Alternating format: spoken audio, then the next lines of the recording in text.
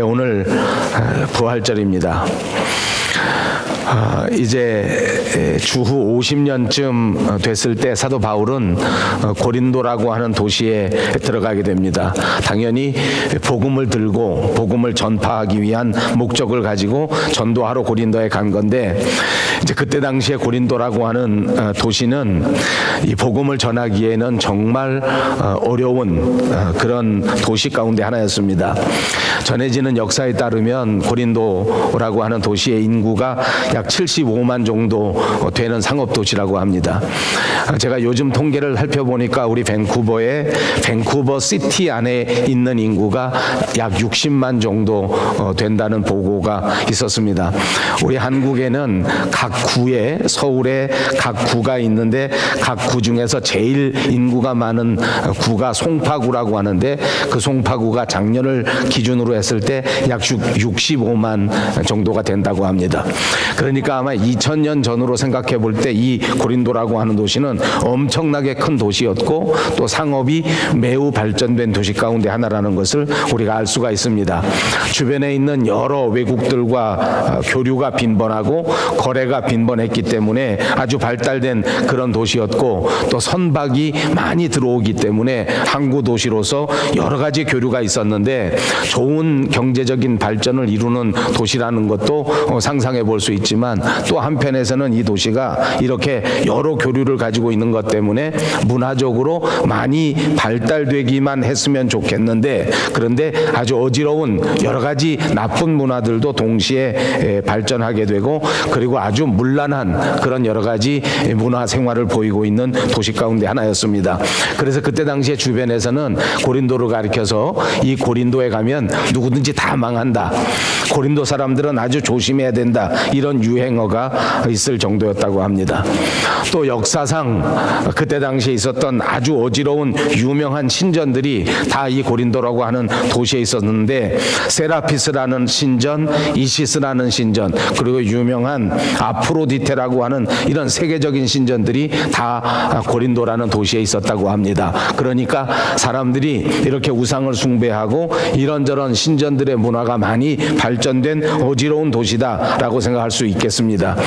타락했다, 또 여러 가지 문란하다 하는 것을 한마디만 더 강조해서 말씀드린 것처럼 이렇게 유명한 신전이 고린도라고 하는 도시에 있었는데, 이 유명한 신전에 신녀들이 있었습니다. 소위 말하는 성녀라고 불리우는 사람들인데, 이 신전에 있는 신녀들이 무엇을 하는가 보니까 이 신녀들은 그 성전에 예배 드리러 오는 또는 제사 드리러 오는 남자들에게 자기 몸을 제공하는 그런 업무에 종사하는 사람들을 가리켜 성녀라 또 신녀라 이렇게 부를 정도였다고 합니다.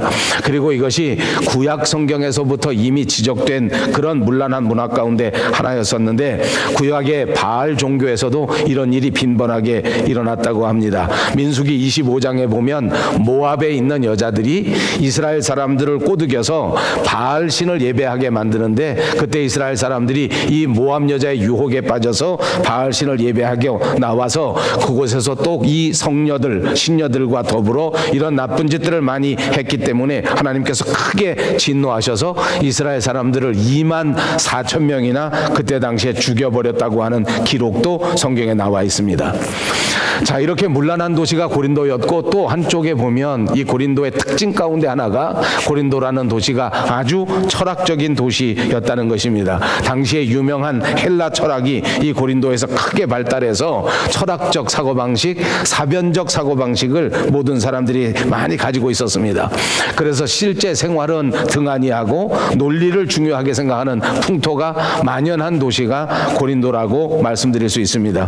이렇게 사변적인 도시 그리고 철학적인 사고가 팽배한 도시 가운데 사도 바울이 가서 복음을 전한다. 이것은 정말 문맥상으로 맞지 않는 이야기였습니다. 바울은 오늘 죽은 사람이 다시 살아날 수 있다. 예수님이 죽었지만 그러나 다시 살아나셨다 하는 부활에 대해서 설교해야 되는데, 죽은 사람이 다시 살아났다라는 이야기는 도대체 이 고린도 사람들에게 받아들여질 수 없는, 납득이 가지 않는 그런 이야기 가운데 하나였습니다. 그래서 많은 사람들이 사도 바울을 가리켜 미친놈이다, 그가 전하는 복음이라고 하는 것은 도대체 참고할 가치가 하나도 없는, 지혜도 아니고 지식도 아니고 과학도 아니다, 진짜 허무맹랑한 신화와 같은 이야기를 가지고 우리한테 와서 전하는데, 이 사람의 말을 들을 이유가 없다. 도대체 우리를 뭘로 보고 이런 허무맹랑한 일을 믿으라고 하느냐 하는 이런 일들이 고린도 사람들에게서 팽배하게 반발하게 된 것입니다. 오늘 우리 본문의 말씀은 이런 상황 속에서 부활의 진리를 강조하고 전파하는 설교의 말씀 가운데 한 두 절을 여러분에게 소개한 것입니다. 이제까지 우리 사람들의 삶을 짓누르고 우리 인간이 해결하지 못한 가장 불행한 요소 두 가지가 있다고 하면 그것은 바로 죄, 또 한 가지는 죽음이라고 말씀드릴 수 있을 것입니다. 죄의 문제는 인간이 어떻게 하든지 간에 해결해 보려고 수없이 많이 노력했지만 그러나 해결하지 못했습니다. 이 죄의 문제를 해결하지 못했기 때문에 당연히 사람들은 행복할 수가 없고 죄 때문에 늘 불안하고 불행한 삶을 살 수밖에 없었습니다. 죄의 본성이 우리 인간에게 들어오게 된 다음서부터 죄는 우리를 얽매이고 사람은 죄 때문에 자유로울 수가 없었다는 말입니다. 그러므로 아무리 세상에서 많이 노력을 해도, 아무리 세상에서 많은 권세를 얻게 된다고 할지라도, 아무리 세상에서 큰 성공을 이룬다고 할지라도 그래도 우리가 죄에 얽매여 살 수밖에 없기 때문에 결국은 죄한테다가 종로로 타다가 그만 영원히 제 대가를 치르는 사망의 결과를 이룰 수밖에 없는 존재였단 말입니다. 어떻게 하든지 죄에서부터 벗어나야 되겠다, 어떻게 하든지 죄의 문제를 해결해야 되겠다, 많이 시도하고 또 시도했지만 성공한 사람은 한 사람도 없었습니다. 역사상 단 한 사람만이 이 죄의 문제를 해결했는데 그것이 바로 우리가 믿는 주 예수 그리스도이신 줄로 믿습니다. 예수님이야말로 그분의 부활을 통하여 인류의 가장 큰 고통 가운데 하나인 죄를 해결하고 그 죄 때문에 발생했던 죽음의 문제를 완벽하게 해결하신 분인 줄로 믿습니다. 그분의 부활의 아름다운 소식이 오늘 저와 여러분에게 전해지고 우리들 마음 깊은 곳에 이 부활의 역사가 살아나는 위대한 역사가 있으시기를 주님의 이름으로 축복합니다. 그렇습니다. 예수님의 십자가는 우리 인간이 얽매여 있는 모든 죄의 문제를 해결했을 뿐만 아니라 거기서 한 걸음 더 나아가 이 죄 때문에 어쩔 수 없이 우리에게 다가왔던 가장 큰 고통, 그 죽음의 문제마저도 완벽하게 해결하신 것입니다. 그분 당신이 스스로 죽음을 맛보시고 그분 당신이 스스로 죽음에서 승리하셔서 다시 살아나심으로 통하여 부활하시고 그 부활의 첫 열매가 되셨습니다. 이제 첫 열매가 되신 예수 그리스도를 믿고 받아들이고 따라가는 저와 여러분은 이제부터 두 번째 열매, 세 번째 열매, 그리고 100번째 부활의 열매를 맺게 될 줄로 믿습니다.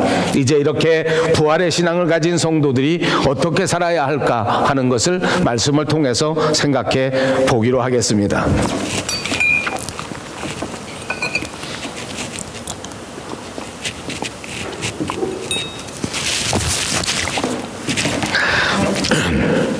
예, 제가 지난 주간에 그 신장 결석, 예, 뭐 별로 중요한 거 아닙니다. 몸에 돌이 좀 생겨서 통증이 심해서 제가 그 진통제를 너무 많이 먹었더니 이렇게 그 주의를 지키려고 조금 심하게 먹었더니 입이 좀 꼬이고 이렇게 말이 잘 안 나옵니다. 말이 좀 더듬더라도 양해해 주시고 옛날에는 이러지 않고 목소리가 또르륵 굴러가면서 얼마나 아름다운 목소리를 낼 수 있었는데 제가 이렇게 좀 말라서 그렇다는 걸 이해해 주시기 바랍니다. 바랍니다. 이해가 되시죠? 예, 너무 걱정은 하지 마십시오. 별로 중요한 그런 거 아니고, 예, 제가 좀 약을 많이 복용하다 보니까 좀 가물가물해서 여러분들이 오늘 보니까 우리 최동현 전사님도 저렇게 멋있게 생겼나 이런 생각이 들고, 예, 그 앞에 있는 우리 여자 성도님들도 야 원래 이렇게 예뻤나 이렇게 지금 그건 아벨입니까? 계속 이렇게 살까요? 예, 너무 걱정하지 마시고 양해해 주시기를 부탁합니다. 이렇게 부활의 신앙을 가진 사람들이 어떻게 살아야 하겠는가 하는 것을 이 부활절에 한번 생각해 보면 좋겠습니다. 그 첫째는 우리에게 부활을 주신 예수님께 감사하면서 살아야 되겠다. 오늘 본문 57절에 나와 있는 말씀입니다. 우리 주 예수 그리스도로 말미암아 우리에게 승리를 주시는 하나님께 감사하노니. 그렇습니다.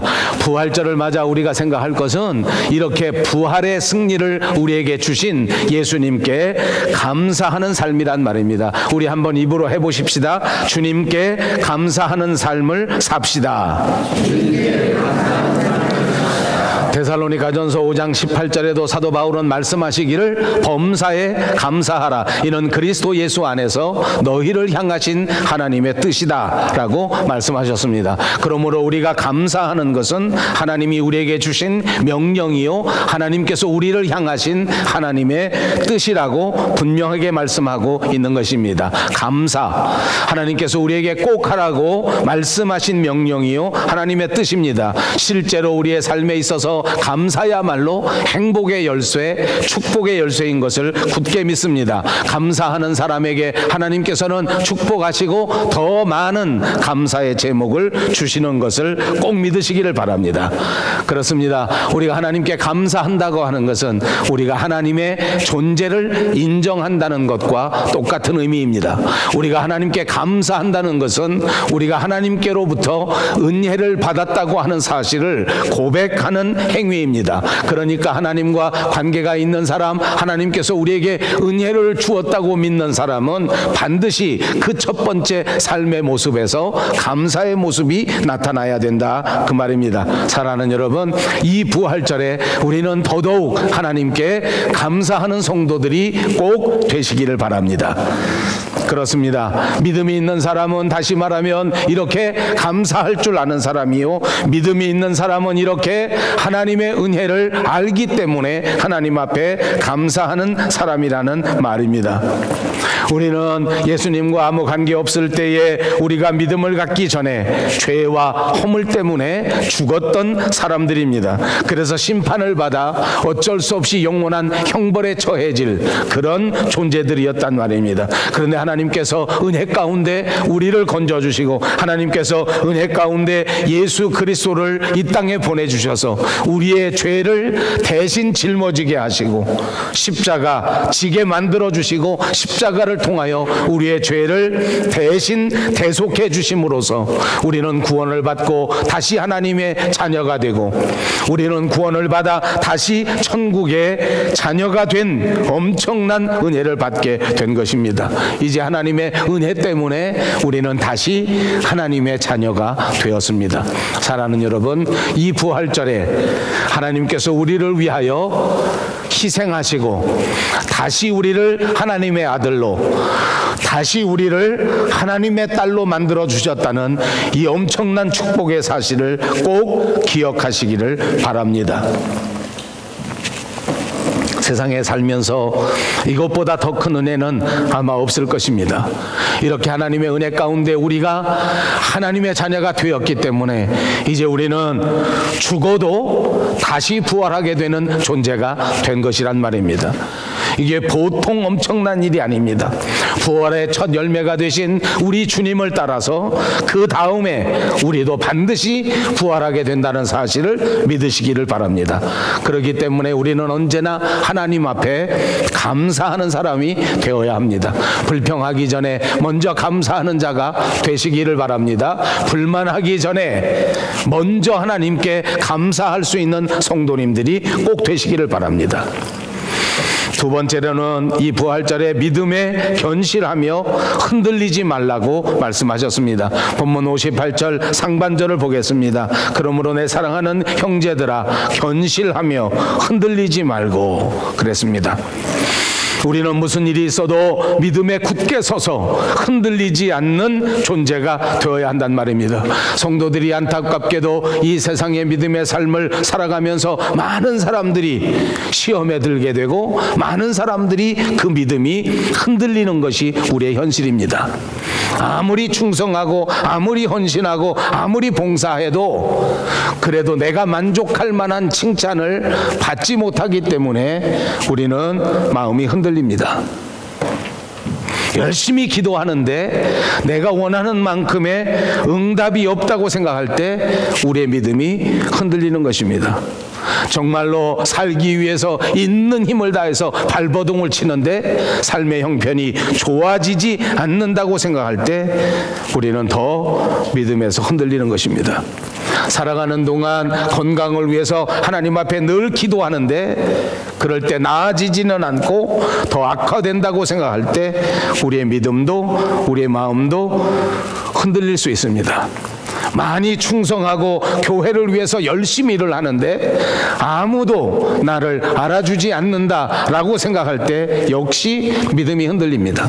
제가 목회하면서 보니까 이런 정도가 아닙니다. 자기가 열심히 했는데 자기가 땀 흘렸는데 나중에 보니까 칭찬은 다른 사람이 받아가는 것입니다.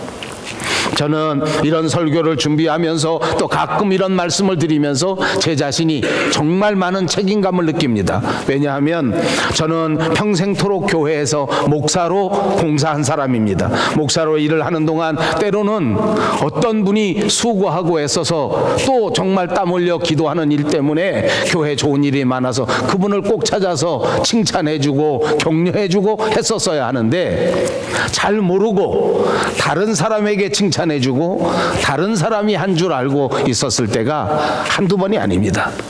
많이 그랬습니다. 그러면 그분이 그 마음속에 크게 서운했나 봅니다. 한참 지난 다음에 교회를 떠나실 쯤 됐을 때 저한테 그런 말을 합니다. 목사님, 몇 년 전 어느 날 어느 때 이런 거 기억나시죠? 예, 기억납니다. 그때 그거요 현 권사님이 한 게 아니라 내가 한 겁니다. 근데 모르고 현 권사님만 칭찬해 주는 거예요. 그러니까 그 사람이 얼마나 속이 상했겠어요. 그 믿음이 흔들려요. 내가 열심히 했는데 칭찬은 다른 사람이 받아가잖아요. 그러면 어떻게 질투가 생기는지 어떻게 미움이 생기는지 자꾸만 흔들린단 말입니다. 사도 바울은 우리의 이 연약한 말을 다 보고하시면서 오늘 본문에서 이렇게 말합니다. 이렇게 믿음이 흔들리고 이렇게 불평이 생겨지는 이 성도들에게 말하기를 내 사랑하는 형제들아 견실하고 흔들리지 말라. 견실하고 흔들리지 말라.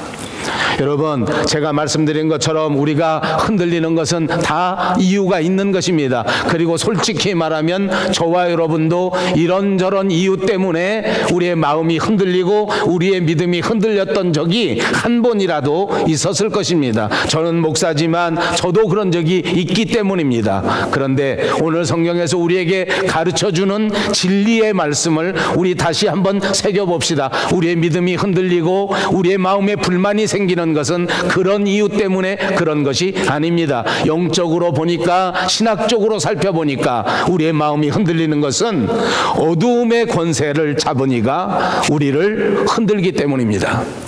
악한 마귀 사탄의 세력이 우리를 흔들기 때문에 우리의 믿음이 흔들리고 우리의 마음이 흔들리고 우리의 생각마저도 흔들려 버리는 것이란 말입니다.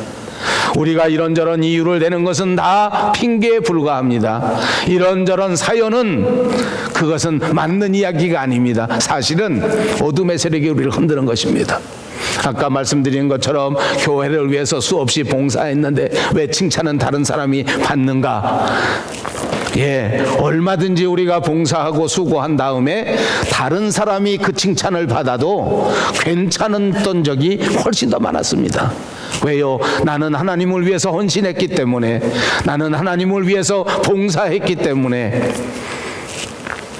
다른 사람들이 칭찬을 받고 다른 사람이 상을 받았다고 해도 내 마음이 흔들리지 않았던 적이 훨씬 더 많았다 그 말입니다. 가만히 생각해 보십시오. 내가 혼자 땀 흘리고 내가 혼자 돈을 내고 내가 혼자 시간을 희생하고 그리고도 좋은 일이 있었을 때 다른 사람들이 기뻐할 때 그것을 바라보면서도 나는 얼마나 행복했었는지 그때가 더 많았단 말입니다. 그때가 성령 충만했을 때입니다. 그때가 예수님이 우리의 마음을 지켜주실 때였습니다. 하나님이 우리를 붙잡으셨을 때에는 아무 불평도 아무 불만도 없었단 말입니다. 그런데 이 어둠의 세력들이 들어오게 되면 우리를 흔들어 버립니다. 남과 비교해서 흔들고 이렇게 치사한 생각이 들어가게 만들어서 흔들고, 여러분 그러니까 지금이라도 이렇게 생각합시다. 혹시 나는 수고했는데 목사님이 알아주지 않아서 내 마음이 흔들린다 하면 이건 마귀가 나를 흔드는구나. 아무리 기도해도 응답이 안 오는구나 라고 생각하고 내 마음이 흔들리기 시작하면 그때도 어둠의 세력이 와서 나를 흔들리는구나 라고 생각하시고 이 어둠의 세력을 물리치기 위해서 기도하는 여러분들이 되시기를 바랍니다. 불평과 불만이 생기면 이것도 마귀가 나를 흔드는구나 라고 생각하시고 더더욱 굳센 기도로 물리치시는 여러분들이 되시기를 주님의 이름으로 축복합니다. 그렇습니다. 부활의 신앙을 가진 사람들은 이렇게 견실한 사람들입니다. 흔들리지 않는 사람입니다. 한번 하나님을 사랑했으면 끝까지 흔들리지 않고 주님을 사랑하는 멋진 그리스도인이야말로 부활 신앙을 가진 그리스도인인 줄로 믿습니다. 그러므로 저와 여러분 모두가 믿음 안에 견실하게 서서 결단코 흔들리지 마시기를 주님의 이름으로 축복합니다. 세 번째 마지막입니다. 본문 58절 중반절에 보니까 우리는 주의 일에 더욱 힘쓰는 자들이 되어야 한다 말씀하십니다. 항상 주의 일에 더욱 힘쓰는 자들이 되라. 그렇습니다. 여러분 우리가 힘써야 할 것은 무엇인지 압니까? 그것은 주의 일입니다. 우리가 땀 흘려 노력해야 할 것은 무엇인지 아십니까? 그것은 주의 일인 줄로 믿습니다. 여러분 성경이 우리에게 가르쳐주는 하나님의 일이 있습니다. 더더욱 힘써서 열심히 해야 될 일이 있습니다. 뭔지 기억하십니까? 히브리서를 강의하는 동안 우리에게 분명하게 선명하게 말씀해 주신 것이 모이기에 더욱 힘쓰는 자들이 되라고 말씀해 주신 적이 있습니다. 그러므로 우리는 하나님을 예배하는 모임에 더욱 힘써서 모이는 자가 되어야 합니다. 또 주님은 우리에게 말씀하십니다. 우리가 부활의 신앙을 가지고 이 땅에 살아갈 동안 기도에 더욱 힘쓰는 자가 되어야 한다. 여러분 기도에 힘쓰고 계십니까? 사도 바울은 우리에게 권면할 때에 쉬지 말고 기도하라고 말씀하셨습니다. 우리가 과연 쉬지 않고 하나님께 기도하고 있는가? 여러분 기도하는 사람은 언제나 내 뜻대로 살아가지 않는 사람을 말하는 것입니다. 내 마음대로 움직이지 않는 것을 의미하는 것입니다. 기도를 통해서 하나님의 뜻을 묻고 기도를 통해서 하나님의 생각을 묻고 기도를 통해서 하나님의 말씀에 내 자신을 순종시키는 것, 그것이 기도하는 사람의 특징이란 말입니다. 그러므로 매일매일 살아갈 때에 내 생각을 앞세우고 살아가지 않고 하나님의 뜻대로 살아가기 위하여 힘쓰는 자가 되어야 한다는 말입니다. 그리고 우리가 힘써야 할 것이 있습니다. 그것은 봉사에 더욱 힘쓰는 자가 되어야 할 줄로 믿습니다. 우리들이 하나님을 위하여 수고하고 봉사하는 것은 결단코 땅에 떨어지지 않습니다. 사람들은 때로는 알아주지 않을 수 있으나 혹시 교회는 알아주지 않을 때가 있을지 몰라도 하나님께서는 반드시 여러분의 수고와 여러분의 봉사를 기억해 주실 줄로 믿습니다. 그러므로 끝까지 열심히 수고와 봉사에 힘쓰는 자들이 되시기를 바랍니다. 그리고 또 있습니다. 우리는 부활 신앙으로 무장하여 더욱 전도에 힘쓰는 자가 되어야 할 줄로 믿습니다. 여러분 예수님이 이 땅에 오신 목적 가운데 한 가지를 꼽으라고 하면 그것은 바로 전도하는 일입니다. 제가 이 설교를 시작하면서 사도 바울이 고린도에 들어간 목적은 바로 복음을 들고 전도하는 것이다 라고 말씀드렸습니다. 그렇습니다. 우리 믿는 사람들의 가장 중요한 것은 예수님의 말씀을 전도하는 전도인 것입니다. 이것이 우리의 가장 중요한 사명이요, 이것이 저와 여러분이 오늘 이 순간 가장 먼저 감당해야 될 사명인 줄로 믿습니다. 그러므로 사랑하는 여러분, 이제 우리는 더더욱 전도에 힘쓰는 자들이 되어야 될 줄로 믿습니다. 내가 전도해서 전도를 위해서 땀 흘려 수고하고 내 시간을 바쳐서 전도하는 일에 최선을 다한다면 하나님께서도 우리를 축복하셔서 우리가 감당해야 될 일들을 대신 감당해 주시는 위대한 역사가 있게 될 줄로 믿습니다. 그래서 저는 여러분에게 제안합니다. 이제 이 부활절에 우리가 다시 한번 결심하고 이 말씀처럼 한번 실행해 보십시다. 내가 열심히 땀 흘려 전도하면 하나님이 내 삶을 책임져 주신다. 여러분 입으로 한번 해보십시다. 내가 열심히 전도하면 하나님이 내 생활을 책임져 주신다. 내가 열심히 전도하면 하나님이 내 건강을 책임져 주신다. 믿습니까? 여러분 몸 아프신 분 계십니까? 하나님이 책임져 주시도록 땀 흘려 열심히 전도하십시다. 저는 병원에 가서 그렇게 기도했습니다. 주님, 그러지 않아도 제가 이제 전도 좀 열심히 하려고 자꾸 생각하고 있는데 하나님, 제가 열심히 전도할 테니 제 몸속에 박힌 이 돌덩어리 주님이 책임져 주시기를 바랍니다. 진짜 주님이 책임져 주실 걸 굳게 믿습니다. 여러분, 제가 조금 가볍게 말씀드렸습니다. 우리 인생에서 가장 소중한 일들, 우리 인생에서 가장 귀한 일들은 지금 하나님께 전도하는 일입니다. 이 사실을 믿으시기 바랍니다. 여러분, 전도하고 하나님의 말씀을 위하여 수고할 때에 때를 얻지 못하든지 힘써 전파할 때에 하나님께서 여러분을 꼭 붙드시고 여러분의 건강도, 여러분의 생활도, 여러분의 재물도, 여러분의 자녀들도, 여러분의 부모님들도 다 책임져 주시는 위대한 역사가 있을 것을 꼭 믿습니다. 그렇습니다. 전도는 결단코 헛된 일이 아닙니다. 전도의 씨앗을 뿌리면 반드시 아름다운 성령의 열매를 맺게 되는 줄로 믿습니다. 오늘 본문 58절 하반절을 보십시오. 이는 너희 수고가 주 안에서 헛되지 않은 줄을 알미라. 사도 바울은 갈라디아서 6장 9절에 우리가 선을 행하되 낙심하지 말지니 피곤하지 아니하면 때가 이름에 거두리라 말씀해 주셨습니다. 우리의 수고는 결단코 헛되지 않습니다. 때가 되면 반드시 열매를 맺게 된다는 말입니다. 우리가 주님을 위해서 수고하고 우리가 주님을 위해서 땀을 흘리는 일은 결단코 헛되지 않습니다. 모든 수고를 통하여 우리 하나님께서 영광을 받으실 줄로 믿습니다. 그러므로 주의 일에 힘쓴 자들 모두를 하나님이 기억하셔서 하늘의 아름다운 상급과 하늘의 아름다운 면류관으로 갚아 주시는 것입니다. 이제 말씀의 결론입니다. 우리가 이 땅에서만 살고 이것으로 끝이 난다고 하면, 우리가 만약 죽는 것은 죽어서 끝이라고 한다면 아마 우리가 살아가면서 이 땅 위에 땀 흘리는 것, 이 땅 위에 수고하는 것, 이 땅 위에서 고민하는 것 아마 모두가 다 헛된 것이 되고 말 것입니다. 예수님께서는 십자가에 죽으셨지만 3일 만에 다시 부활하셨습니다.